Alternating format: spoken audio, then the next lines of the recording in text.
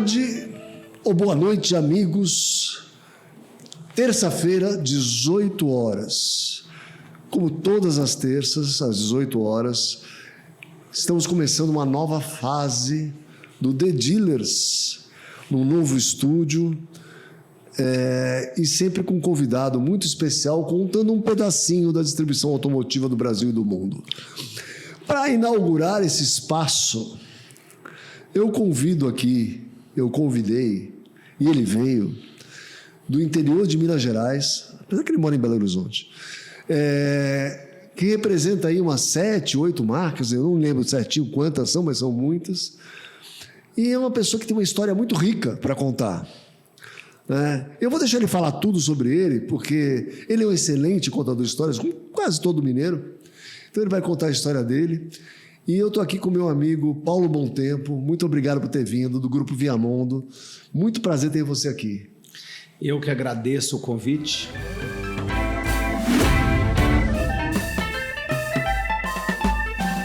Quando eu recebi esse convite, eu fiquei muito orgulhoso, porque eu te acompanho. Parabéns pelos conteúdos, pelos convidados. E quando eu tive a notícia que eu ia inaugurar o novo estúdio, o entusiasmo realmente aflorou. Chegando aqui, conhecendo o belo prédio e o belíssimo estúdio, aí realmente fiquei muito encantado por conhecer e pelo convite. Obrigado. Boa noite, boa tarde, bom dia a quem está nos assistindo. Vai ser um prazer contar um pouco da minha história, da minha experiência no mercado automobilístico. Como é que você, então, começa aí? Como é que você começou vendendo carro? Conta essa história aí. Eu sei que tinha um Fiat com junta queimada. É, isso daí. Bom, a paixão do brasileiro, eu sempre falo que é comprar um carro, e a segunda paixão é trocar o carro, né? Ainda bem, né? Eles falam lá fora que é comprar um apartamento, comprar uma casa própria. Não. O brasileiro é diferente. Ele é comprar o primeiro carro, depois é melhorar aquele primeiro carro. Eu tenho 37 anos de mercado automobilístico. Nesses 7 primeiros anos foram exclusivos em seminovos, e depois do 7º para o 8º que veio a primeira concessionária, aí que eu entrei no mercado de concessionárias. Mas a paixão pela compra foi desde pequeno. Eu venho de uma família muito pobre, da classe D. Nasci em Patos de Minas, para quem não conhece, é no Triângulo Mineiro, perto de Uberlândia, que aí fica fácil, né? De sintonizar, porque Uberlândia e Patos de Minas, de uma cidade muito pequena. Comecei a vida faxinando numa gráfica, depois eu fui para uma casa lotérica e depois eu consegui um emprego numa empresa de livros, de Bíblia. Nosso produto-chefe era Bíblia. Você vendia Bíblia, então? Exatamente. Mas antes de conseguir então, esse podcast vai durar 4 horas. Se eu tiver que falar um pouco do produto, é perigoso ser mais, né? Porque uma das receitas do bom vendedor é conhecer o produto, né? Mas antes de eu conseguir esse emprego, que para mim na época foi uma grande oportunidade, e eu tinha 16 anos, e eu tive um grande obstáculo, que ninguém me dava emprego bom. Se eu tinha esse emprego de faxineiro, emprego de casa lotérica, emprego de entregador de encomendas, e eu queria um emprego melhor. E toda empresa que eu batia para pedir emprego, eu me deparava... Tudo lá em Patos. Me deparava com um obstáculo que eu ainda não tinha exercido ainda o direito do serviço militar. Eu não tinha cumprido meus deveres com o militar, com o nosso exercício. Você tinha o quê? 18 anos, então? Eu ainda não tinha 18 anos, então eu não tinha cumprido. E aí eu procurei o sargento lá do Exército de Patos de Minas e falei para ele como que eu tinha que fazer para eu já cumprir aquele exercício militar, para eu ficar livre e conseguir trabalhar e arrumar um emprego decente. Aí ele falou que não era habitual, mas eu poderia me alistar voluntariamente. Aí eu fui lá com 16 anos, 2 anos antes, e me alistei voluntariamente. Eu fui convocado aos 17 para prestar o serviço militar. Saindo do serviço militar... Você ficou um ano? Fiquei lá um ano. Com isso, eu saí do serviço militar e consegui esse emprego numa empresa de distribuição de Bíblia. E meu primeiro emprego era no administrativo. Eu estava lá antes de inteirar 18 anos, eu lembro que era tipo fevereiro do ano que eu ia ainda completar 18, porque eu fiz o serviço militar com 17, e fui para o administrativo. Estoque, entrada, saída, conta a pagar, nota fiscal, da entrada, aquele negócio todo. E mais ou menos por volta de março daquele ano, eu tive acesso a realizar o comissionamento dos vendedores. E eu vi que o pior vendedor ganhava 5 vezes mais do que eu.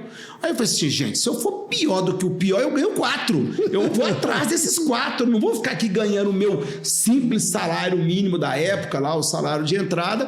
Procurei meu patrão no dia, que o nome dele é Carlos Washington, que é um cara que me ensinou muita coisa. E pedi para ele, não quero ficar no administrativo, eu quero ser vendedor. Mas você é muito novo, você ainda não tem carteira, tem que viajar. Não, mas eu dirijo bem e eu me comprometo a fazer o trabalho que tiver que fazer e viajo até eu tirar minha carteira. Você pode confiar em mim e me dê uma variante TL para você viajar. Dirigindo? Eu dirigindo sem carteira com 17 anos. Bom, você tem que conhecer o produto e por ser de menor, sua mãe tem que autorizar.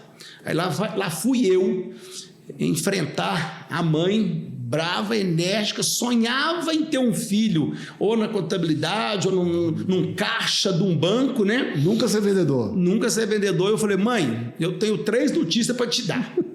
Primeira notícia, eu vou conseguir uma promoção. Segunda notícia, eu vou parar de estudar. Terceira notícia, eu vou viajar dirigindo pelo estado de Minas Gerais para vender Bíblia. Foi 3 dias de um grande desastre em casa, mas no final ela confiou no filho, no potencial, assinou o termo de autorização e assim eu galguei aquela promoção. Primeira coisa é conhecer o produto, né? Então eu lembro que eu peguei a quinzena de maio, foi quando eu iniciei, foi dia 1º de maio, na área de vendas. Fiquei 15 dias estudando o produto, lendo o produto, grifando, procurando argumento de venda naquele produto, né? E dia 16 de maio daquele ano, que eu ainda ia fazer 18 anos, eu tive a primeira missão. A missão de ir para uma região que chama João Pinheiro e Paracatu, entendeu? Em Minas Gerais. E todo vendedor tinha direito de voltar em casa na sexta-feira para poder descansar sábado e domingo e retornar ao trabalho na segunda. Naquela primeira quinzena eu não quis voltar para casa. Eu não quis voltar para casa por causa de desgaste, custo, né? Porque o custo era meu, e também eu perdi o sábado e domingo de vendas, que eu entendia que o sábado e domingo poderia, como era a minha primeira quinzena, poderia ser um mês bom de venda, né? Terminei aquela quinzena inteira e cheguei lá no dia 31. Não, mas peraí, para um minutinho. Você vendeu uma Bíblia na primeira quinzena? Vamos ver, né? Como é que foi meu teste de vendas? Aí eu cheguei na minha primeira quinzena, dia 31, cheguei no final do dia, né? Dia 1º era momento de prestar conta das vendas. Naquela época não tinha boleto, não tinha Pix, não tinha TED, não tinha depósito. A gente tinha as duplicatas promissórias, né? Ou trazer dinheiro vivo. Ou era dinheiro, ou parcelamento naquelas promissórias que a empresa fazia cobrança lá com os cobradores, né? Chegamos no dia 1º, todo mundo foi prestar conta, né? E o Zé Carlos era o melhor vendedor, o bambambam de vendas, o cara que pegava o primeiro carro que chegava. Ele já não andava mais de variante, já andava de Fusquinha, Fafá de Belém, que era o melhor carro da frota, né? E todo mundo fez as suas prestações de contas. Um vendeu 15 Bíblia, o outro 18, o outro 22, o outro 25. Na hora do Zé Carlos, todo mundo bateu palma. 31 vendas no mês de maio. E eu fiquei por último. E a hora que na minha primeira quinzena eu cheguei na minha prestação de conta. 33 vendas em uma quinzena. E todos os vendedores tinham vendido no mês inteiro entre 13 e 31 vendas. Então, olha fui só. Aplaudido e tudo mais. Foi quando eu vi que eu era um bom vendedor. Tá bom. Você é um vendedor de Bíblia e você vai oferecer para mim. Como é que você fazia? A primeira coisa que eu fazia era não falar que eu estava querendo te vender. Eu adoro uma abordagem onde que você pelo menos nivela o cliente. Você não pode estar abaixo e nem acima. Eu até brinco, né, nos meus treinamentos, né, que você tem que alinhar com o cliente. Então, Sua Excelência, doutor, senhor, você e você. Se precisar chamar a pessoa de você, porque ele está me chamando de você, eu também tenho que chamar de você. Tá, então, eu gostava da abordagem de chegar e me apresentar com um nome e sobrenome. Bom dia, meu nome é Paulo Bom Tempo. E eu gostava de falar que eu era paranaense, né? Porque a empresa era do Paraná e a filial era Minas. Como o carro era emplacado em Maringá, Então a placa era Maringá, eu linkava para o cara não achar estranho, né? Um mineiro com placa do Paraná batendo na minha porta, a mineira desconfiado. Então eu gostava de falar para acompanhar a placa, e a matriz era Maringá, então eu me apresentava. Paulo Bom Tempo, da empresa Alus, distribuidora de livros, de Maringá, Paraná. E a gente estava ali divulgando um produto que ia ser lançado no ano que vem, e a gente estava apenas demonstrando o produto, eu precisava de um tempo dele. E ele me cedia o tempo. Eu adorava desembalar o produto na frente do cliente, adorava desembalar. Para ser zero, né? E aí, colocava na frente dele e começava a apresentar o produto. E eu já sabia onde é que tinha os parágrafos que comovia o cliente. Eu já lia aquele parágrafo, mostrava as imagens, porque era aquela Bíblia grande, capa de couro, ilustrada, toda dourada nas folhas, ilustrada, entendeu? Aí eu mostrava que era endossada pelo Papa, que era produzido na Carolina do Norte, nos Estados Unidos, que o material era o material que Deru encontrava no país e tudo mais. E no final eu entregava para o cliente segurar, que era degustação, né? Como se fosse o nosso test drive, né? Abordagem, criação de imagem, empatia, demonstração do produto, como test drive, degustação, sente o produto na sua mão. Na hora que ele punha na mão, eu falaria com ele. Eu começava a argumentar a parte de fechamento, né? Só, esse produto vai ser lançado o ano que vem, mas hoje, por um preço muito menor, você tem a oportunidade de ser um dos primeiros a comprar isso aqui. E eu adorava mostrar quem comprou, para fazer o efeito manada, né? Que era o seguinte, eu vendi para o açougueiro, eu vendi para o cara do posto, eu vendi para o cara da farmácia,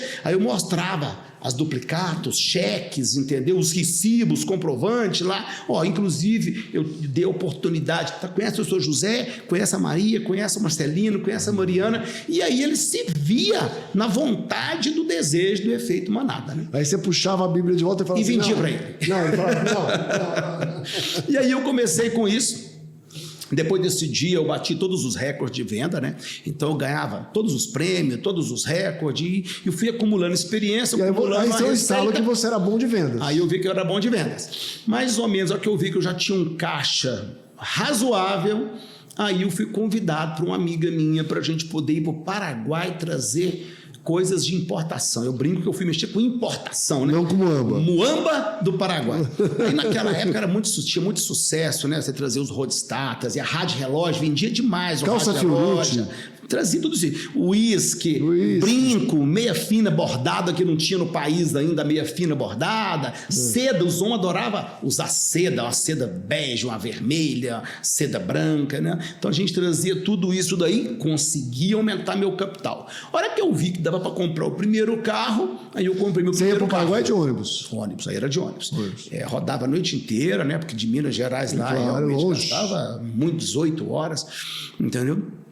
Aí eu consegui aumentar meu capital. Na hora que eu consegui aumentar meu capital, eu falei assim, agora eu quero um novo desafio. Comi meu primeiro carrinho, um Fiat 147 verde, entendeu? Que eu gastei nele uma lata de cera número 2, uma de cera número 1, misturei, coloquei querosene para conseguir tirar o desbotado e dar brilho naquele carro, né? O carro realmente ficou muito bonito, eu só não sabia que estava com a junta de cabeçote queimada.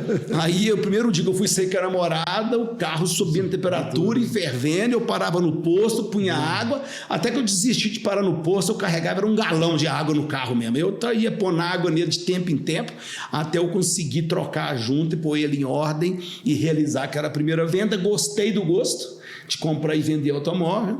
Aí eu propus para minha mãe tinha um Fusca. Ô mãe, vamos fazer o seguinte, vamos trocar esse Fusca num carro melhor, deixa eu pegar esse carro seu, mais o meu dinheiro. Aí eu já comprei o Monzinha da época. Meu primeiro sonho de menino era ter o Monzinha, que era o Chevette 83, que imitava a linha do Monza. Quando o Monza veio em 82 e o Chevette veio em 83. Aí eu consegui realizar. E aí eu falei assim, essa operação, gostei desse negócio. E naquele momento a melhor forma de estar vendendo carro e comprando carro era Belo Horizonte. Mas como eu já tinha inteirado meus 18 anos, entendeu? Aí eu falei, mas como que eu vou para Belo Horizonte? Eu não tenho nada lá em Belo Horizonte, não tenho nada para lá. O lugar mais próximo era o quê? Sete Lagoas. Sete Lagoas eu tinha minha avó, filhos, os filhos dela e meus tios, então eu tinha minha avó e meus tios lá, né? Aí ela me acolheu muito bem lá, e aí nós começamos a frequentar feira de rua da Catalão. A Catalão é uma avenida que liga lá Belo Horizonte. E chama uma pedra lá também, não? Chamava Feira da Catalão. Feira tinha da na Catalão. rua. Todo mundo chegava de madrugada, estacionava seus carros nos melhores pontos, limpava o carro, esperava o sol sair e o cliente aproximava e você ia negociar aquele carro usado na feira. E aquilo para nós era um ponto de venda, era um momento de negociação. E eu sempre dei muita sorte com a feira. Primeiro que eu tinha um olho bom, eu já tinha aprendido a olhar o carro. Segundo que eu era muito caprichoso. Eu mesmo que lavava, que polia, né? Então era um ritual. No domingo você vendia. Na segunda você retornava a Belo Horizonte para poder ir no Detran, fazer averiguação, ir no cartório, assinar documento, ir no banco, receber. Na terça e quarta você voltava em Belo Horizonte, na rodoviária, 4h30 da manhã, comprava as fichas de telefone do orelhão, porque na rodoviária era 24 horas, e lá chegava o jornal Estado de Minas. Primeiro chega na rodoviária. E eu precisava ler todos os classificados para me poder verificar se tinha algum carro que me interessava, né? Então, chegava na rodoviária 5 horas, 5h10, pegava o jornal na banca, lia e ia circulando, né? Esse me interessa, esse me interessa, esse me interessa, esse me interessa. Aí saía ligando com as fichas. Aí esperava dar umas 6h30 pelo menos para tomar xingo demais, porque tomava xingo todo dia. E 5h30 ficava lá, 6h30 iniciava as ligações e o xingo era certo, né? Poxa, tô com a minha mãe no hospital, como é que você me liga 6h30? Tive o maior susto aqui no telefone tocando, o outro lá, trabalho, cheguei 6 da manhã, agora que eu tô dormindo, eu durmo de dia, mas enfim. Mas encontrava mercadoria, 7h15, já estava na porta do cliente comprando o carro dele, porque se você não comprasse entre 7 e 7h40, já não tinha mais, porque era muita gente fazendo isso. Então a oportunidade era ler antes das 6h30, era ligar de 6h30 a 7 e estar na casa do vendedor bem. Lá até 7h30, 7h40, comprando bem. Isso era terça e quarta. Quarta-feira retornava com a compra. Quinta e sexta, trabalho de lanternagem, pintura mecânica. Sábado, 5 horas da manhã, começava, desmontava o carro inteiro. 7 horas o carro desmontado, punha o step como banco, já levava no lava-jato. Lá no lava-jato mandava lavar por baixo motor, enquanto o lava-jato lava por baixo motor de 7 a 9h30, eu desmontava os bancos, porque eu sabia desmontar os bancos, arrancava a capa dos bancos, lavava a carpete, lavava as capas, punha para secar, 10 horas voltava com o carro do lava-jato, aí eu ia polir o carro todo, para poder deixar bem polido, e naquela época, eu tão cuidadoso que eu polia o porta-mala e polia a parte do motor. Porque essa era a diferença. Ter um carro polido, todo mundo fazia. A diferença era isso daqui. Polia, almoçava, voltava para o trabalho, na parte da tarde estava tudo seco, carpete, os bancos, eu ia montar os bancos, porque era trabalhoso você fazer aquela montagem, né? Porque o banco, ele tem na costura os arames, aquele arame ele é fixado na estrutura metálica do banco. Então você tinha que fazer toda aquela montagem perfeita para não ficar torto, não ficar enrugado, não depreciar o produto. Então você tinha que manter ele da montagem original, montava tudo direitinho, aí eu terminava de montar ele, você vinha polindo os cantos das portas inteiros, e isso era mais ou menos umas 9 horas da noite, estava pronto. Então era uma guariba que começava às 5 da manhã, com o apoio do Lava Jato, às 21 estava pronto. 21 cama... Quantos carros? Um carro só? Um carro, eu estava no um carro ainda. Às 21 horas cama, porque 3h30 tinha que levantar. Porque ir para Belo Horizonte na feira. Porque se você chegasse depois das 5 da manhã... Tinha que pegar lugar bom. Você já não pegava lugar bom. Então eu precisava ter o lugar bom. Eu já tinha meu ponto. Eu ficava debaixo do viaduto do Cemitério da Paz. Eu tinha sombra, eu tinha uma lanchonetezinha que vendia ali do lado ali, para dar um apoio para o cliente e para mim, água, aquele negócio todo ali, né? E aí ia trabalhar o cliente. Chegava lá, a última penteada, pretinho no pneu E eu escovava o carpete ao contrário, porque isso era um segredo. Eu escovava o carpete ao contrário, tirava os tapetes, a hora que o cliente chegava, ele olhava aquele carro impecável, porta-mala, motor e o carpete penteado, era 80% de venda na certa. Então, meu índice de conversão era 80%, entendeu, de venda. Aí, na segunda-feira, retornava o mesmo ritual de receber, comprar mercadoria. Quando você passou a ter mais carro? Aí, o tempo foi passando, de um carro virou 2, de 2 virou 3, entendeu? Naquele momento, quem me acompanhava era a namorada. Então, eu levava 2 carros. Eu dirigia um, ela dirigia o segundo. O terceiro, geralmente, estava na oficina, arrumando alguma coisa, aquele negócio todo. Ficava para outra semana. Isso foi 3 anos e meio. 3 anos e meio incansáveis, domingos, esse ritual de segunda a sábado, domingo na feira, indo, até que esse volume aumentou. Pessoal, ser 3 carros, 4 carros, 5 carros, 7 carros, 10 carros, 12 carros, subir na frota, aí eu me senti já no direito de abrir uma porta. Conheci uma pessoa também que foi importante na minha vida também, que essa pessoa falou, não, tá na hora, abre uma loja para você, não sei o quê, vamos tentar arrumar um ponto para você. Aí nós arrumamos meu primeiro ponto, piso brita. 2 cômodozinhos de trabalho, um era uma recepçãozinha pequena e o outro era uma sala para trabalho. Telha de amianto. Então, o meu lavador, todo dia, entre 3 e 3h30, tinha que subir e molhar a telha, porque fazia tanto calor que precisava jogar água na telha para poder refrescar o que estava embaixo. Mas consegui subindo, consegui subir as vendas, aí a venda já começou a bater 20, 22 carros no mês.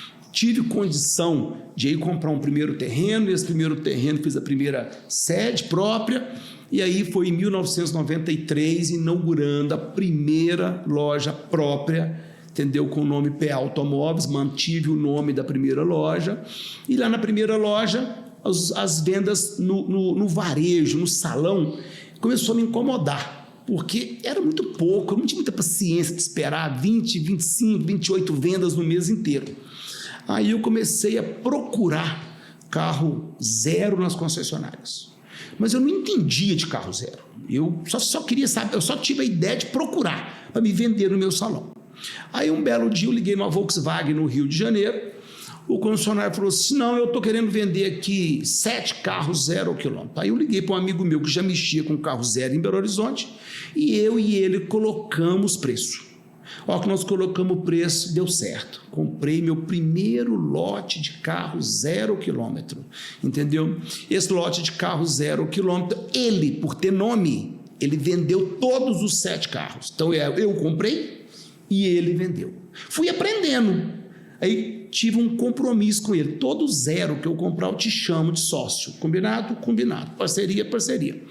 Aí, eu comecei a comprar, ele vender. Passou um pouquinho, comecei a ganhar nome e conhecimento. Eu passei a comprar e vender, entendeu? E um belo dia nós dois achamos que era melhor cada um seguir seus caminhos, porque o sócio tem pontos positivos e pontos negativos. Nós não éramos sócios de empresa. Ele tinha a empresa dele, eu tinha minha empresa, mas nós comprávamos o lote junto. Naquele lote a gente era sócio. Aí eu comecei a comprar sozinho e vender sozinho. Aí eu comecei a contratar vendedor de carro zero, vendedor de carro usado. Essa loja era 2 andares, mezanino era 0, embaixo era usado, e fui ganhando muita velocidade, ganhando muito nome, ganhando muita visibilidade nacional. Não era todo mês, mas o meu recorde, 530 carros naquela época. Então, recorde do dia. 530 carros do quê? No mês? Em um mês. Em um mês? Naquela época. E aí bati meu recorde do dia. Uma loja só? Uma loja só. Recorde do dia, 53 carros. Entendeu? Mas eu era um avião para trabalhar. Era, não sou até hoje, né? Entendeu? Naquele momento eu era mais ainda. E eu trabalhava com 2 telefones, cara. Chegou um determinado momento que eu dominava tanto o que eu fazia, que as pessoas, as concessionárias me ligavam para vender um lote. Eu só pegava a calculadora e colocava o preço. O cara cantava o carro e o preço. A hora que terminava o último carro, eu já dava o preço do lote para ele. Aí eles falam assim, não tem lógica, como é que você fez isso? Eu liguei para o Beltrano e para o Ciclano e está desde de manhã fazendo conta, você me passa o telefone. E isso foi um diferencial, porque eu sempre fui muito ligado e muito dedicado no que eu fazia. Eu chegava na loja 7h30 para estudar o mercado. O mercado abria 8h45, mais ou menos, eu já estava ligado no mercado. E eu sabia o que eu estava fazendo, então eu tinha essa velocidade, eu tinha essa agilidade de passar os preços. Eu só anotava o preço do lote. Tá. Se ele viesse e trocasse um carro, eu sabia, porque não ia bater o preço que eu paguei. Porque se eu pagasse hipoteticamente 100, é 100. Você comprava as concessionárias do Rio de Janeiro? Não, eu comprava do Brasil inteiro. Brasil inteiro. Aí eu tive um diferencial, porque naquela época... Qual é a época? Essa época foi antes de eu abrir a sede própria, então ela começou em 92 e foi até eu comprar a primeira concessionária, que foi em 95. E naquela época, as mesas, as bocas, cada um tem um nome, né? Eles especializavam numa marca. Aí você tinha quem era o vendedor, só GM, só Volkswagen, só... Tudo nas mesas, que recebia os fax. Exatamente. Na época do fax? Eu era o único que trabalhava com as 4 marcas. Mas não eram os fax? Eu trabalhava com Fiat, com Jeep. Desculpa, o Jeep, a cabeça minha. Então, mas eu trabalhava com Fiat, com GM, com Volks e com Ford junto. E ninguém trabalhava com as 4 marcas juntas. Vamos entender. Calma, explica aí. Quantos vendedores você tinha? 7. 7 comigo, 6 comigo, 7. Tá.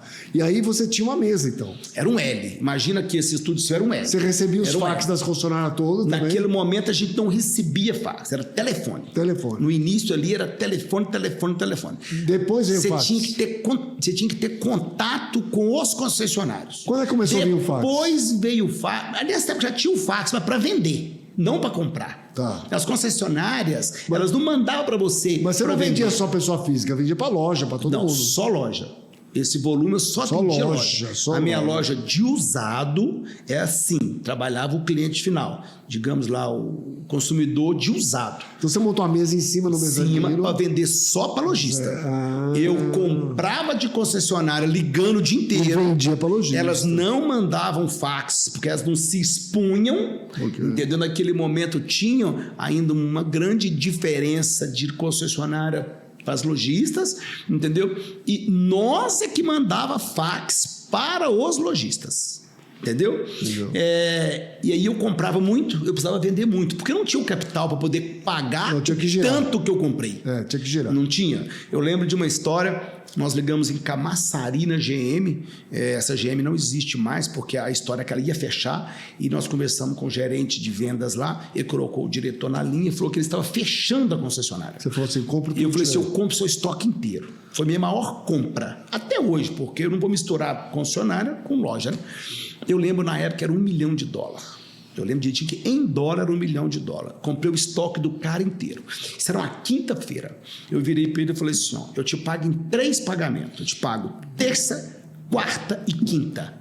Ou seja, eu tinha que girar de sexta até terça para pagar a primeira. Depois eu tinha que girar de terça para quarta para pagar a segunda e de quarta para quinta para pagar a terceira. E meus vendedores pararam para assistir ou negociar o fechamento do lote inteiro daquela concessionária. Aí veio Cadete, Ipanema, Bonanza, D20 cabine dupla, D20 cabine simples. Tudo que tinha lá. Eu fechei o estoque inteiro. Carro diesel, gasolina, carro de alto giro, de médio giro, de baixo giro. A hora que eu terminei de comprar, os vendedores falaram assim, você tá doido? Como é que nós vamos pagar esse dinheiro amanhã é sexta até terça? Nós vamos vender. Simples, nós vamos vender. Sábado aqui nós vamos trabalhar o dia inteiro, entendeu? Segunda dedicar, nós temos que vender 1/3 para receber terça, 1/3 para quarta e 1/3 para quinta. Nós temos 48 horas úteis para vender 1/3.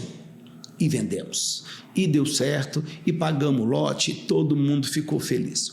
Aí a coisa foi crescendo. Naquela época já tinha sistema, não? Correio de veículos, Trelim? Correio veio um pouquinho depois ainda. O Trelim veio em 97. Tinha o fax. O fax era o nosso canal de comunicação. E a loja tinha um vigia, eu sou Vitor, era o nosso vigia. Eu tive uma ideia, gente, eu sou Vitor, fica aqui a noite inteira sem fazer nada. Eu fiz uma bancada na parede, coloquei 5 fax. 5 fax. Aí meu estoque era mais ou menos batido na datilografia lá, né? Na máquina de escrever era uma tira assim. Eu sou Vitor, vou te ensinar a passar fax. Então você passa aqui, vou te dar 5 papel desse. O primeiro aqui você aperta Start, deu o burlinho, você passa pro segundo, pro terceiro, pro quarto e pro quinto. Na hora que você chegar no quinto, os papéis já começaram a cair. Aí você pega o papel no chão e vai passando os fax. No dia seguinte, o Sovi tá aparecendo um pimentão do olho ali, ó, vermelhinho. Ele não dormia mais. Porque ele não dormia mais. Antes ele ia dormir, né? Porque ficava dentro da loja trancado, ele podia dormir. Então, ele não dormia e o cheiro, né? O fax, soltava um cheiro ali, né? Entendeu? E aí ele passava 1000 fax à noite. A hora que chegava 8h30, 15 para as 9, que o mercado abria. Mas aí tinha os números lá para ligar. Tinha, eu dava a lista do primeiro fax, do segundo, tinha as listas. Lista para cada fax. Aí eu conhecia, um fax é lista, um fax é lista, um fax é lista. E ele ia com a reguinha, digitava, passava, dava start. Trocava a reguinha de número pro segundo, pro terceiro e pro quarto. E os lojistas ficavam encantados. Assim, Paulo, mas como é que você consegue, cara? Eu chego na loja, porque eu abro a loja. Já tem o fax teu. Seu estoque tá no meu fax. Aí eu falava, é um software, um sistema, é uma moda. Não contava nada, não. Entendeu? E isso foi expandindo, a venda foi indo. E aí eu comecei a correr risco. Porque começou a ter capital, entendeu? Começou a crescer o capital, comecei a correr risco. Já não conseguia abastecer, mas usar o capital inteiro. Aí eu começava a fazer proposta indecorosa para o concessionário. Eu sei. Te adianto o dinheiro e você da fábrica. Tem 15 dias para você me pagar em carro. Me fala o que a fábrica vai colocar faturar, no seu tubo para o mês que vem. Eu já te compro o tubo e quanto faturar. Comecei a correr risco. E tem aí tomei um prejuízo, entendeu? Aí eu falei assim, chega, tá na hora de eu diminuir esse capital, tá na hora de eu buscar outro segmento. Foi quando aí eu falei assim, vou começar a procurar concessionária. Aí nós começamos a ligar, não mudou nada o esquema, começamos a ligar para comprar carro zero. Aí nós ligamos na concessionária Fiat de Pouso Alegre, chamava Dovel, e o gerente falou assim, não, carro nós não temos não, mas o patrão quer vender a concessionária. Aí o vendedor era o Valdeci. Paulo, estou com um concessionário aqui que ele falou que vende a concessionária, passa para mim a ligação aí. Aí eu falei com o proprietário. Aí o proprietário, não, nós estamos querendo vender, a família cresceu, estamos aqui querendo dividir isso daqui. E aí eu peguei o carro, fui lá conhecer, fui na montadora, me apresentei. Eu acho que eles não acreditaram que eu era um menino nessa parte aí. Eu tinha uns 23 para 24 anos, olha, entendeu? Só. Aí a montadora olhou para mim e falou assim, mas eu não tenho concessionário para abrir não, todos os pontos aqui estão tomados. Não, eu quero comprar. Mas você vai comprar como? Eu contei minha história para ele, o motivo, o que eu fazia, que eu sabia vender carro, que eu sabia dominar carro, Aí ele falou assim, tudo bem, você pode procurar. Se você conseguir comprar, você vem aqui. Aí eu consegui comprar e fui lá, entendeu? Foi naquele dia lá, quem era meu gerente regional, o Francelino. O Francelino depois cresceu na Fiat, né? A minha primeira loja foi Fiat. Francelino de regional, depois ele foi para diretor comercial e cresceu na Fiat. Desenvolvimento de rede era Eduardo Monteiro, que hoje está no mercado, continua no mercado. E eles me aprovaram, e aí eu fiz um excelente trabalho na primeira concessionária, entendeu? Essa concessionária, nós pegamos essa concessionária vendendo assim, 30 mil de pós-venda na época, levamos ela para 1 milhão, ela vendia 15 carros por mês, levamos ela a vender 90, 100, 120 carros por mês, e com isso daí eu fui crescendo. E aí eu nunca me conformei do que eu estava vivendo, sempre busquei algo mais. Sempre. E nessa história da concessionária, eu já tinha 1 ano e meio que eu tinha concessionária, saí de 15 para 40, 50, 60 carros e pensei comigo, eu preciso fazer algo diferente. E nessa época eu era o gerente de vendas, eu era o dealer, eu era o financeiro. Você era tudo. Tudo lá dentro, né? E aí eu chamei minha equipe e falei assim, gente, eu estou com uma ideia. De procurar o prefeito. Nós vamos pedir para ele para fechar a praça para nós. Você está doido? O prefeito não vai fechar a praça. Eu vou explicar para ele que o mês está ruim, que a gente vai fazer um feirão. Na época não tinha feirão. Você foi fazer uma feira na praça. Isso era 97. Minha média era 45, 50, 55 carros por mês naquela época. Zero. Fui lá no prefeito, zero. Fui lá no prefeito e falei assim, eu preciso fechar a rua da praça. 2 cavaletes, e eu quero pôr carro lá, porque vendendo carro gera imposto, gera emprego, gera divisa, gera receita, movimenta a cidade, precisa da sua ajuda. O prefeito autorizou, não, tudo bem, é uma coisa nova, nunca fizemos isso aqui, fechamos a rua. Aí eu pensei comigo, agora eu preciso de um nome, né? Que nome que eu vou pôr? Não tinha essa palavra, feirão. liquida, feirão, o Brasil ainda não conhecia isso. Aí eu pensei o nome, facilidade. O nome da empresa Via Mundo, e eu precisava de facilidade. Eu pensei, Via Fácil, pronto, vai chamar Via Fácil. Data, sábado, fechar a praça, resolvido. Agora, por que esse cara vai parar? Por que ele vai estar andando de carro e vai querer parar? Aí eu pensei comigo, já sei. Colocamos pula-pula, piscina de bolinha, contratei carrinho de picolé, carrinho de churrasco, pipoca, etc. Coloquei e contratei um palhaço para pintar as crianças. Eu falei assim, eu quero que você faça tatuagem, faz borboleta, faz flor, faz coração, o que ela quiser. Pergunta o que ela gosta, interte as crianças, entendeu? Coloquei um palcozinho, com o cara tocando e cantando, enchi de carro, levei todos os vendedores, foi um sucesso. Naquele mês, nós fechamos com 92 vendas, de uma média entre 45 e 50, naquele mês. Aí começamos a fazer mais via fácil. Aí nós fizemos vários vias fáceis.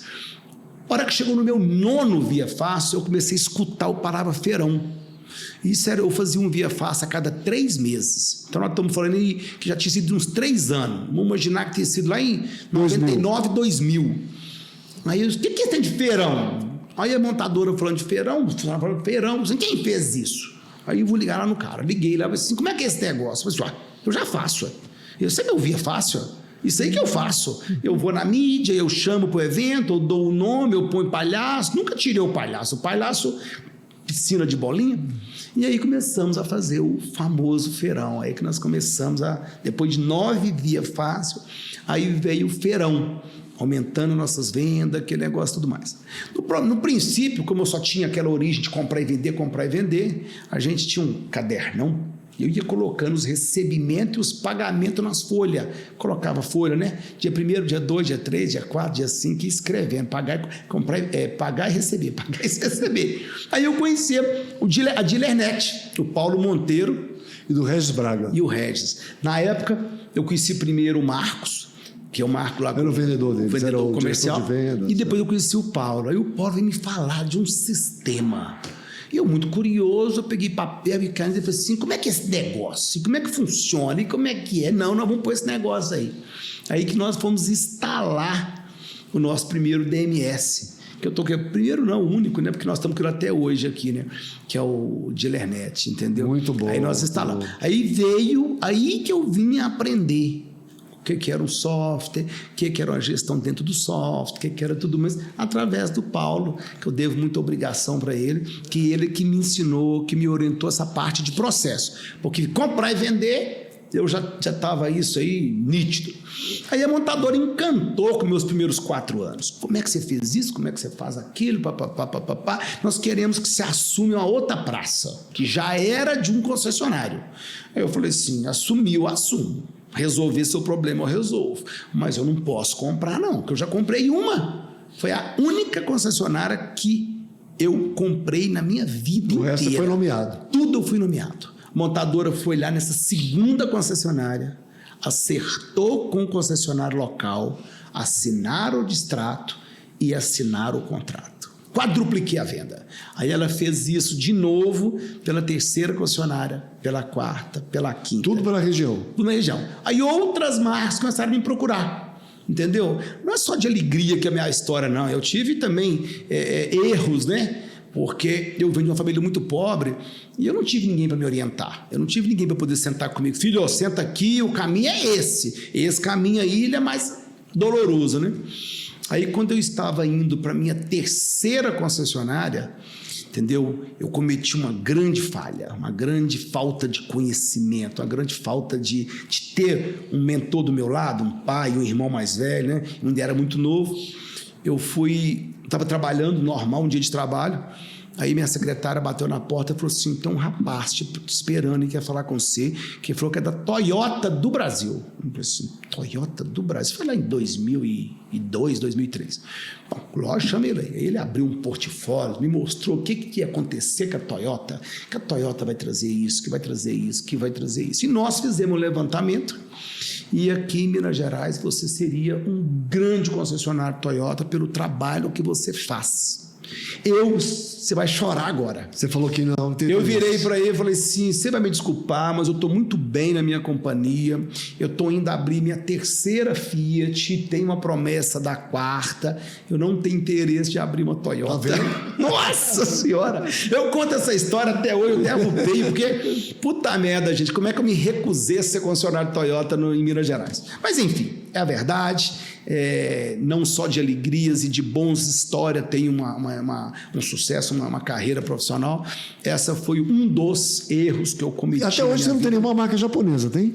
Não, mas depois, lá na frente, aí eu fui convidado para me ser concessionário Renault. Fiz um bom trabalho. A Renault Nissan. Depois eu fui convidado para ser concessionário Nissan. Também fiz um bom trabalho. Estou fazendo, né, com essas marcas, eu estou ainda. Aí a Fiat me ajudou a continuar crescendo. Como se diz, veio o convite da quarta Fiat, veio o convite da quinta Fiat, depois veio o convite de Jeep, depois veio o convite de Ram, depois veio o convite de Chery, depois veio o convite de Hyundai, enfim. Hoje a gente tem várias marcas. Quantas marcas são então? 7? 7. Então nós temos hoje 7 marcas em várias cidades. Hoje a gente representa 135 municípios em Minas Gerais. Com essas 7 marcas e 22 pontos de vendas, a gente hoje cobre. Então, essa é a história que eu comecei no carro, que eu cresci no carro e vim desenvolvendo. Entendeu? Tem uma história muito legal, né, que eu gosto de contar. Mas olha só uma coisinha. Você hoje entende, às vezes, mais de carro que dos seus próprios vendedores, porque você foi acostumado a passar a mão no carro. Sim. Eu tive loja de carro também e tudo mais, e sempre que tinha um jovem que queria trabalhar e tudo mais, eu falei: quer trabalhar com o carro? Quer aprender sobre o carro? Começa alisando o carro. Sim. Fica alisando o carro o dia inteiro, que dá para ele polir, lavar, essas coisas assim, que aí você vai realmente entender de automóvel. Como é que você faz hoje? Você que treina a tua equipe, como é que você treinou o teu pessoal? Porque você sabe muito mais que muitos deles. Eu sempre fui o maior vendedor da loja, sempre. Quando eu estava na mesa, eu era o maior vendedor, eu vendia 60, 70 carros por mês. E 6 vendedores vendiam mais 150. E a gente fechava uma média de 210, 220 carros. Bati o recorde, esse que é de 530, bati o recorde dos 53 em um dia, mas o normal não era isso, o normal era 200 e poucos carros. Então eu era um bom vendedor. Quando eu fui para a concessionária, a primeira coisa que eu quis é ir para o salão, eu não quis subir. Tanto é que essa primeira loja, onde eu não sabia, procurei os arquitetos na época, e eles fizeram aquela loja da tradição da década de 90, né? Que é aquela concessionária com salão embaixo, o gerente numa sala totalmente separada e o dono no segundo andar intocável. Eu falei assim, eu vou ficar lá embaixo dos vendedores, né? E aí também era o maior vendedor, o melhor vendedor da loja era eu, participava de tudo, eu sempre gostava que eles atendiam e trazia para mim para eu fazer o fechamento e fazer a venda. Então eu fazia o treinamento, eu sempre fui o treinador, é eu que ia lá para baixo, dia de reunião. Naquela época você podia realmente cuidar da equipe, que hoje não pode mais. Então, que dava 10 para 6, assim, que eu via que o salão não estava muito movimentado, que eu via que a semana não estava boa, eu chamava e falava assim: hoje tem reunião. Essa reunião começava às 6 horas, 18 horas, né? Terminava era 10h30, era 23 horas. E eu ensinando como é que fala com o cliente, como é que conversa com o cliente, como é que contorna as objeções. Hoje não pode. Hoje eu chegar num salão hoje 15 para 6 e falar que tem uma reunião hoje à noite, eu com certeza 90% levanta e vai embora. Vai embora, entendeu? Hoje nada pode mais. Aí eu que fazia esse treinamento. A hora que eu fui ver, a hora que eu fui observar que eu estava exagerando, né, daquelas 22 horas, né, aí eu vim trazendo para 20, para 19h30, e a hora que eu vi que não funcionava mais treinamento depois das 18 horas, eu passei a fazer o treinamento 7 da manhã. Porque isso é um dia. Depois passei a fazer 7h30, depois eu passei a 8 horas. Quando tinha uma loja, era ótimo. Eu fazia o treinamento. 2 lojas, eu passei a ir na loja, segunda numa loja, terça na outra. 3, 4, 5, até 5 foi bem. Segunda, terça, quarta, quinta, sexta, 8 horas da manhã, o Paulo tá chegando lá para fazer o treinamento. A hora que superou a quinta loja, eu terceirizei para os gerentes. Eu já tinha gerente, aí eu passei a ser o diretor comercial e não mais um gerente de loja. Aí um belo dia, eles fizeram isso por muito tempo, eles começaram a reclamar. Pô, Paulo, essa reunião toda semana de técnica de venda, eu já não sei mais o que eu falo. Aí eu virei e falei assim, não tem problema não, vamos fazer diferente? Eu vou dar o assunto, eu vou dar o treinamento para vocês estar na equipe. Aí que eu criei o canal Paulo Bom Tempo no YouTube, Desafio e Superação. Eu soltava o material na quinta, o gerente tinha quinta, sexta, sábado, domingo para estudar o tema, apresentar no PowerPoint e no final ele atestava com o meu vídeo. Então todos eles faziam isso. E isso durou um período. Aí veio a pandemia. Mas você começou a gravar então no YouTube quando? 2018 para lançar em 19. Ah, perfeito. Em janeiro de 19 nós lançamos ele já com muito vídeo produzido. Então eu entregava o material e deu super certo. Essa reunião de todo o primeiro dia útil para a técnica de venda tem 22 anos que ela existe.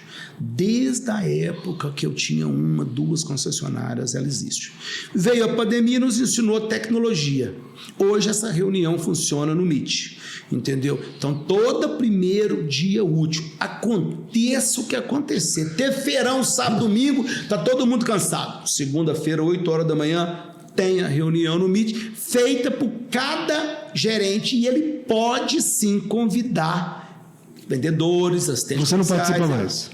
Por vídeo. Aí eu tenho mais de 400 vídeos lá no YouTube que fala de tudo de venda, de abordagem, de criação de imagem, de técnica de venda, de test drive, de seguro, de test drive, de objeções, que dá subsídio para eles fazer o treinamento na segunda. Então, toda segunda-feira, um colaborador, que não precisa ser apenas o diretor de comercial ou o gerente ou um vendedor, pode ser um FNAI, pode ser um soldado, pode ser um assistente comercial, pode ser um trainee, não tem problema. Ele vai no canal, tem mais de 400 vídeos, escolhe o tema, desenvolve o tema no PowerPoint, apresenta às 8 horas para todos os vendedores. Hoje nós somos 138 vendedores. Todos eles vão para aquele momento na empresa, então toda empresa tem uma sala de treinamento. Claro. Ele chega 15, 10 para as 8, 8 horas está na sala. Eles fazem pessoalmente. Eles têm que se fazer pessoalmente. Uma loja está pessoalmente, Tá. Porque, exemplo, você que vai dar o treinamento segunda. Então, na sua unidade, você está na sala com seus colegas. Mas as outras 22 lojas, está tudo via web, assistindo por videoconferência. Tá. Mas você que está falando. E cada segunda é um colaborador. Diferente. Aí eu ganho. Número 1, mantenho a tradição de 22 anos. Número 2, aquele que vai apresentar, ele estuda muito o tema. Ele aprende. Eu garanto que ele aprendeu. Quem está ouvindo, você pode ter certeza que pelo menos 20% assimila. Isso. Mas como ele escuta toda segunda-feira uma dica de vendas, e eu tenho a seguinte visão, que um ser humano, ele consegue gravar de 15% a 25% do que ele está ouvindo. Vamos trabalhar na primeira situação, 15%. Então, se você falar 6 vezes a mesma coisa para um funcionário, para um colaborador, ele grava, ele aprende. Você falou uma vez, esquece, é 15% que ele vai gravar. Só que como é toda semana, ele acaba gravando e ele acaba gerando um índice de conversão maior. Depois do canal, que foi um grande sucesso, a reunião, que tem 22 anos que eu faço questão, e todo mundo elogia essa reunião, eu falei assim, agora eu preciso avaliar o conhecimento. Montadora, ela é excelente para falar de produto, de conceito, de pessoas, excelente. Mas ela não sabe vender carro. Não. Ela não sabe vender Concordo carro. Com ela nunca vendeu carro, entendeu? Ela não sabe. Aí eu peguei toda a minha experiência de vendas. Peguei tudo que eu ensino no meu dia a dia, contratei um especialista uma psicóloga, um produtor e procurei uma empresa de filmagem. E nós fizemos um curso inteiro para o vendedor que está no Hotmart. Então, todos os vendedores, e isso é aberto para o Brasil inteiro, porque eu entendo que conhecimento tem que ser dividido, tem que ser compartilhado, tem que ser compartilhado. Então, o canal no YouTube é aberto e o curso no Hotmart é livre para todo mundo acessar. Custa nada, então, zero. São 2 cursos. Um, que é toda a técnica de venda desde o iniciante, que cara que nunca vendeu carro, mas amanhã ele foi contratado para vender carro. Tem que fazer, tá aí o convite, Hotmart, Paulo Bontempo, entra no YouTube, no Google aí, digita Paulo Bontempo no Hotmart, já vai chegar o link, você vai clicar, a arte de vender é única. São 11 módulos, cada módulo tem uma prova, 70% vai para o segundo módulo, o terceiro módulo até o 11º. Pode fazer, volta, o sistema permite que você volta no módulo, refaça, faz a prova, não passou, volta, refaça de novo, volta. Não é para sacanear ninguém, é para o cara aprender mesmo, claro. Entendeu? Só que lá eu ensino um cara que nunca vendeu o carro. Você lembra de passar a mão no carro? Lá é a forma que um vendedor tem para começar a passar a mão no carro até ele ser um grande vendedor de automóvel. Em 11 módulos, 11 provas. E ele no final tem um certificado. Depois que termina esse treinamento, tem um segundo treinamento, que é a mentoria, que é você que quer ser um supervisor de vendas, um gerente de vendas, um vendedor líder, um gerente ferista. Aí você já entra mais nessa questão de você ser acima de um vendedor. Então tem a arte de vender é única e tem a mentoria. Sempre voltado para transformar esse vendedor num campeão de vendas. Mas peraí, vamos lá. Todo mundo que se contrata para ser vendedor tem que fazer isso? Tem que fazer o curso. Faz o curso. Passou, tudo bem. Passou, tudo bem. E você consegue captar mais vendedores que não trabalham com você, porque o cara vai lá, faz o curso, gostou, tirou nota 10 em tudo. Aí você fala assim, opa, apareceu um aqui, deixa eu vir trabalhar comigo. Geralmente, quem faz o curso já são vendedores. Eu vejo lá muito vendedor do Paraná que faz o curso, vendedor do Rio Grande do Sul. Pessoal do Sul, parabéns, eu vou dando um abraço, pessoal do Sul aí, eles são mais voltados a se autogerenciar. Então, mas aí você trouxe alguém já para cá? Nunca trouxe. Nunca contactei ninguém, até por falta de ética, né? Porque, poxa, o seu vendedor tá lá fazendo o curso. Eu vou ligar para ele, às vezes o cara está desempregado, não faço. Nunca fiz e não é o objetivo. Entendi. Meu objetivo número 1 é levar conhecimento para os meus colaboradores e para todos os colaboradores do Brasil. Por 37 anos, não é 37 meses e nem dias, é muita bagagem, é muito conhecimento, e não é por nada não, eu sou um bom vendedor.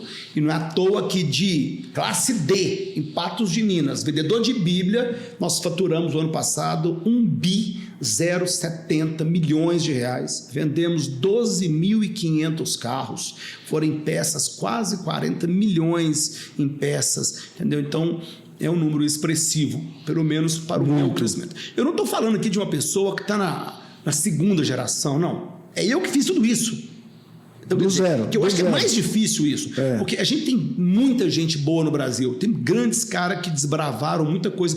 Mas a maioria não está aqui mais, né? Não. Já é o filho que está tomando conta. Então, às vezes a terceira, quarta geração. Então você pega aí grandes grupos familiares que são muito grandes. O pai desenvolveu, né? Foi. Porque eu ainda me considero muito novo. Então, o pai que desenvolveu. E no meu caso, eu que desenvolvi. Então, esse curso é nacional e não é gratuito. Lá no YouTube é gratuito. Mais de 400 vídeos. Eu sempre falo o seguinte, no YouTube eu te dou um monte de receita. No Hotmart eu organizo a receita.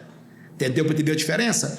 Então, mas é muito baratinho, é prestação de R$89, é 10 parcelas de R$89. Mas o colaborador não paga. Todo mundo paga, inclusive o colaborador. Dá valor, porque se de graça no YouTube, às vezes, ele não se dedicou e não aprendeu e não esforçou, pagando R$89, ele vai se esforçar mais, ele vai se dedicar. E eu vejo isso. Mas peraí, você contrata o cara e fala assim, você tem que fazer um curso e pagar... Não obrigo. Não obrigo. Não obrigo, ele tem que fazer, mas eu não obrigo. Aí eu vejo eles fazendo. Mas essa nova geração não gosta muito disso, né? De você obrigar. Tá. A gente você acha hora que um outro faz e começa a despontar na venda, a gente vê comentário nos próprios grupos dos vendedores. Eles nossa, falam. sem terminar o grupo, eu já notei minha diferença. Consegui fazer uma venda hoje porque eu usei as técnicas de eliminar as objeções. Porque a venda, cara, ela é por etapa. Eu sempre falo o seguinte: não corra atrás do dinheiro ou não corra atrás da venda, não. Ela é uma consequência. O cliente está lá na web, né? O internauta lá no leads, lá na web. Para você estar conversando com ele, não foca na venda, não. Foca em tirar ele da web e levar ele para o telefone, que é o melhor caminho que você vai fazer naquele momento. A hora que você está com ele no telefone, não foca na venda. Foca em trazer na loja, porque lá na loja é mais fácil. Chegou na loja, não foca de novo, calma. Foca em encantar. Encantou, tirou as objeções, eliminou todas as suas dúvidas. A venda é uma consequência. Líderes, não cobre venda, cobre atitude. Você tem que cobrar atitude. Comportamento. Tá na web, leva para o telefone. Tá no telefone, leva na loja. Tá na loja, encanta. Eu sempre brinco na concessionária, quando eu vou fazer treinamento, eu divido a concessionária em ponto A, B, C, D, E, F, G, que eu separo ela e falo assim, ó, ponto A é o início do salão, espera o cliente adentrar e vai até de encontro, uma abordagem. Adentrou, abordou, leva para o café. Ponto B é criação de empatia, de imagem. Serve um café, pergunta a ele: café coado, café expresso, com açúcar, com adoçante, sem nada. Enche de pergunta, de mimo, porque ele vê diferença nesse atendimento. Nós que somos nós, você vai ali para comprar um blazer, o cara te pergunta: você quer trazer um café, quer tomar um café? Você toma um café e uma água, você já se sente já importante, né? Você se sente. Mesma coisa o cliente. Ponto B. Ponto C, leva para sua mesa. Lá na sua mesa, escuta o cliente. Mas qual que é o objetivo dessa compra? Você está buscando almejar o quê? O senhor conhece a nossa marca? O que te fez tomar decisão? Onde que o senhor teve? Eu adoro essa pergunta. Onde que você teve? Você chegou a fazer um test drive? Cheguei. E o que você achou do test drive? Eu achei o carro X assim assado. Pronto, descobriu que ele estava na concorrência. Descobriu qual que é o carro que ele veio olhar. Entendeu? Qual que é o ponto positivo do seu atual usado? Ponto negativo? O que você busca no novo? Qual que é a parcela ideal para você? Que preço que você pensa nesse carro? Você cria uma situação que ele te fala tudo o que ele pensa no ponto C na mesa. Anota o nome, anota tudo para não ter que perguntar novamente. Ponto D, apresentação estática lá no salão, entendeu? Deixa ele claro no ponto D ali, uma apresentação estática do produto, entendeu? Pronto. Ponto E, leva ele lá fora para o test drive, começa a dirigir, passa o volante para ele, deixa ele sentir o carro, porque você explicou tudo lá no ponto D, você explicou tudo que ele tem que saber sobre o carro, deixa ele sentir o carro. Ponto F, a hora que ele volta, põe uma placa na concessionária, pode ser pequena, veículo vendido, deixa ele na porta da placa e já cumprimenta ele: parabéns, o senhor fez uma ótima escolha, esse carro é o certo para você. Deixa ele sentir dono do carro, entendeu? Você tinha mega vendas, não? Não, até, nunca teve. Não, nunca tinha. Aí ponto G, até coincidência, né? O G, mas foi uma coincidência mesmo, né? É a hora que você vai para negociação. Nessa negociação, tira tudo da frente, não atende um telefone em hipótese alguma, não levanta hipótese alguma. Pode chegar quem for no salão, cutuca o vendedor, atende para mim, mas o ponto G é você e ele naquele momento da negociação, do fechamento. Mas peraí, deixa eu falar uma coisa. Você acabou, ninguém vai pagar mais o Hotmart. Não tem problema não. Assistir o seu curso agora aqui. Não tem problema não. Meu papel é passar conhecimento. Deus foi muito bom para mim. As pessoas me perguntam muito, é normal, né? E aí, como é que você tá? Minha resposta é: tô melhor que mereço. Pô, classe D, Patos de Minas, vendedor de Bíblia, te bater de porta em porta, entendeu? Chegar aqui na sua frente, eu tô melhor que mereço. Tô, não tô? Fala a verdade. Eu sou muito melhor do que mereço, entendeu? Então, tá lá. O YouTube entrega um pouco, o Hotmart entrega muito, mas tem que ter uma visão futura. Não é só você, eu falo para vocês, tá aqui outra dica que eu vou deixar. Não é só você conhecer técnica, não é você desejar ser um supervisor de vendas, um gerente de vendas, um diretor de vendas ou um dealer. Você tem que bater o olho no retrovisor e tentar adivinhar o que tem pela frente. O que está vindo pela frente, entendeu? Então, temos que ter uma visão do que vai acontecer com o nosso negócio. Vou perguntar para você. O que vai acontecer com o nosso negócio, com tanta marca chegando? Você ainda só tem Sherry, né? Mas você não tem essas chinesas mais modernas que estão chegando aqui agora, né? Estão chegando um monte. Inclusive da fábrica Sherry com outras marcas. Inclusive né? da Fiat. A Fiat está chegando com chinês. Com o Leap Motors, etc. Então, mas todo mundo vai trazer. A GM vai fazer um carro lá fora e vai trazer. O Spark. Todo mundo vai. Bom, eu vejo o seguinte, a China, com o subsídio que ela tem, que, gente, é notório, não estou aqui falando nada do que não é notório, né? A China tem a sua filosofia de subsídio lá, que eu não sou contra também, não. A gente fica vendo aí grupos de carros combustão falando dos elétricos, dos híbridos e tentando entender que está certo ou que está errado. Eu não estou aqui para falar o que está certo ou o que está errado, porque eu acho que não está errado, não. Eu acho que eles estão certos. Então, existe lá um subsídio. Eu acho que eles foram muito rápido, porque como eles enxergaram que no combustão eles não tinham chance nenhuma, né? Porque a hora que eles olharam lá para fora, já estava tudo pronto, o seguinte, mas o que nós vamos fazer de diferente no combustão, no design, no estilo? E aí eles realmente se dedicaram no híbrido, no elétrico e tudo mais. Então eles têm uma tecnologia muito mais avançada, eles têm uma condição de performance na fábrica muito mais avançada do que a gente, um custo fabril, né? A bateria deles custa 40% de uma bateria idêntica produzida em outro lugar. Seu custo de fábrica é 35% de uma outra fábrica em outro lugar, entendeu? Isso é notório. Então a China é uma realidade. Eles são muito para nós, mas nós somos muito pouco para eles, entendeu? Isso também é nítido. Mas vai afetar o nosso mercado, não vai? Já está afetando. Eu acredito que 25 a 30 marcas estão planejando, vindo para o Brasil. Eu acredito que 13, 14 virão, e eu acredito que 7, 8 vão dar certo. Como a gente está vendo nítido aí, as marcas que já estão dando certo. Nós já temos aí 3, 4 que já deu certo. Já tem um volume de vendas bom, então você vê nitidamente. Então está faltando agora ver como que as outras 3, 4 que também vão dar certo. Porque eu acredito em 25 querem, 13, 14 virão e 7, 8 vão dar certo aqui no Brasil. E para dar certo aqui, o que eu vejo... Para ter mercado para todo mundo? Nós somos hoje... um mercado, para eles é pouco, né? Eles são um mercado de 23 milhões, uma produção um parque de produção de 40, estão produzindo 30, e nós aqui temos um parque de 5 e estamos entre exportação e mercado interno, 2.800, 2.850, não dá 3. Entendeu? Tem. Alguém vai perder, né? Eu não acredito em marcas...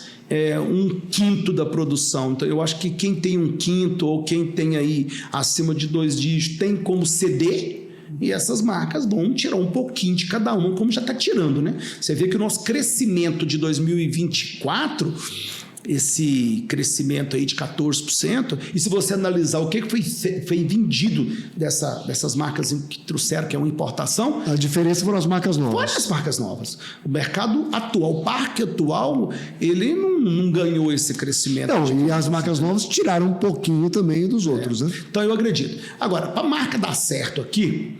algumas coisas que eu vejo, né? Não sou dono da verdade, e tem pessoas que sabem muito mais do que eu, mas eu acredito que pontos positivos, ter fábrica no Brasil, porque o governo vai mexer, a Anfávia vai mexer, inclusive o Márcio Leite está fazendo uma excelente campanha na Anfávia, eu acho que está de parabéns pelo que está desenvolvendo lá. Então tem que ter fábrica no Brasil. 2, tem que ter uma equipe mista. E não pode ser só brasileiro e não pode ser só chinês. Se você põe só brasileiro, você começa a ter problemas para poder resolver os problemas da China. E se só tem só chinês, ele passa a ter problema para resolver as coisas aqui no Brasil. Aqui tem que ter isso daí, entendeu? E não pode estar focado só no elétrico. Então, o elétrico, ele está se mexendo, mas a gente nota aí que o caminho no mundo não é o 100% elétrico, né? Entendeu? Ele vai acontecer alguma coisa, talvez que seja nem... Ou não pode ser uma coisa mista de tudo? Eu acredito muito no híbrido. Mas o híbrido, a combustão e o elétrico podem conviver entre si, ué? Por que não? Mas a gente vê pela venda do elétrico que ele está caindo. Se você observar mundialmente os gráficos... O carro mais vendido no mundo foi o Tesla modelo Y.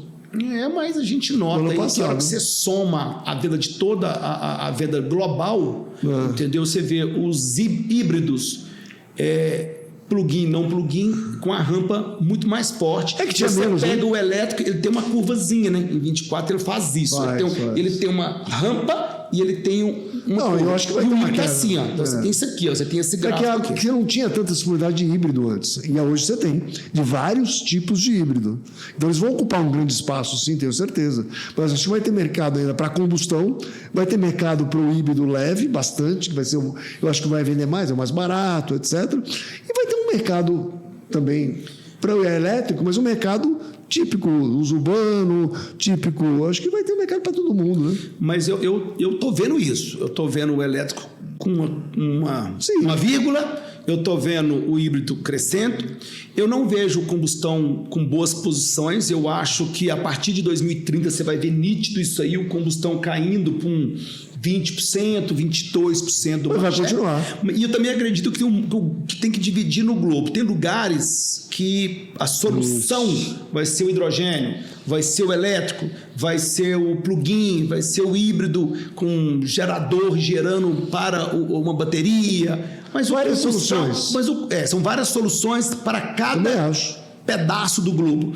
Mas uma certeza eu tenho. Eu acho que o combustão só tem a cair, o combustão puro. O que vai sobreviver é um combustão acoplado a alguma coisa de energia renovável. Ou o hidrogênio, ou o elétrico, o plug-in, o não plug-in, o gerador, alguma coisa assim. Acredito que depois de 2030 esse cenário, acredito eu, 25, 75 no combustão. Muito bom. Eu acredito nisso daí. Para a gente finalizar, porque a gente está aqui bastante tempo já, eu gostaria que você deixasse uma mensagem para os concessionários que estão assistindo a gente, dentro da sua visão, tanto do dia a dia da concessionária e tudo mais, como de futuro. Então, o recado que eu daria para os concessionários: não olhem só para o retrovisor e nem para o para-brisa a pouca distância. Olhe para o mercado um pouco mais distante. Não tenha medo de tomar atitude. Não tenha medo de tomar atitude. Eu lembro quando eu tomei atitude em 95, quando eu tomei atitude de ir para a praça em 97, quando eu tomei a atitude que eu tomei quando veio a queda do IPI, que nós vivemos isso por alguns momentos, a atitude de 2014, entendeu? Eu tomei uma atitude em agosto de 2014 que realmente todo mundo assustou. O mercado em 2014 estava caindo 1,5%. Era assim, estava normal, estava todo mundo muito normal. E eu tomei uma atitude que eu reuni toda a minha diretoria naquele agosto de 2014, fiz um balanço dos 7 primeiros meses, comuniquei o mercado de 1,5 negativo em relação a 13, que foi o nosso recorde, e pedi para eles fazer 3 times. Um time número 1 dos meus 33% melhores funcionários, time número 2, os medianos, e 33% dos fora mediano, e os melhores, e desse férias para os melhores, depois férias para os medianos, e depois demitisse 33% do meu quadro. Isso foi uma grande revolução na empresa, porque todo mundo achou que eu estava louco, mas eu falei, não estou pedindo opinião, é para fazer, e vocês têm 6 meses para fazer isso daí. Chegou fevereiro de 2015, eu demiti todos os diretores daquela reunião, fiquei sozinho novamente, voltei a tomar conta da operação toda, sozinho, e eu vi o mercado de 15 despencando, 16, 17, e nós saímos de 3.430 para 1.770. E você estava preparado para isso? Eu estava preparado. Chegou em 2016, as pessoas começaram a me procurar. E aí, o mercado está despencando, o que eu devo fazer? Eu pensei, o que você deve? O que você já deveria ter feito? A hora que deu aquele fevereiro e março de 2020, a gente foi observando o globo, né? O que estava acontecendo na China, na Coreia, nos Estados Unidos, nos aeroportos, entendeu? Fecha aeroporto, não fecha aeroporto, aquele negócio todo.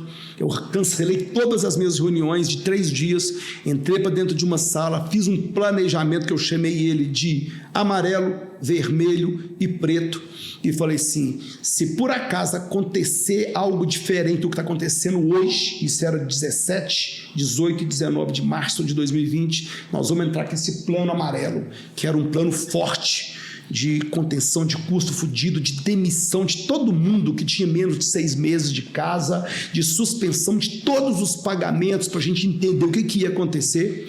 O plano vermelho era mais drástico e o preto era assim, quase um caos. E aí, dia 22 o governador de Minas Gerais mandou fechar as barreiras, as fronteiras do estado, e veio o decreto de proibição de abertura das empresas. Então, quer dizer, eu fiz o plano 3 dias antes, então na segunda-feira eu executei o meu plano amarelo e, graças a Deus, consegui sair ileso daquele momento difícil. Então, o recado é esse: não tenha medo de tomar atitude. Se você está enxergando um cenário, se você acredita no que você está enxergando, toma atitude. Toma atitude, não espera amanhã não. Cuida do seu negócio. Não tenha medo de ter vergonha perante a montadora, ou o mercado, ou o sócio, ou os colaboradores, porque você está tomando uma atitude para segurar o emprego dos seus colaboradores. E isso eu fiz muito bem feito na minha vida inteira. Eu fiz isso muito bem feito. Muito obrigado. Sensacional. Eu que agradeço. Presente aqui. Eu que agradeço a todos. Tirar um vinho italiano. Olha para você ver. Tomar lá em Minas. Tá? É escolhido por um apoiador nosso aqui. Ele é importador, importação direta. Só de ser mineiro é bom. É. Que coisa bacana. É italiano. Muito obrigado. Mais uma vez, fiquei muito honrado de estar aqui com esse público maravilhoso, que eu conheço o perfil desse público. Me coloca à disposição, tá? Meu telefone é público, meu canal é público. Qualquer pergunta, dúvida, me procure, que eu terei imenso prazer em responder. Muito bom.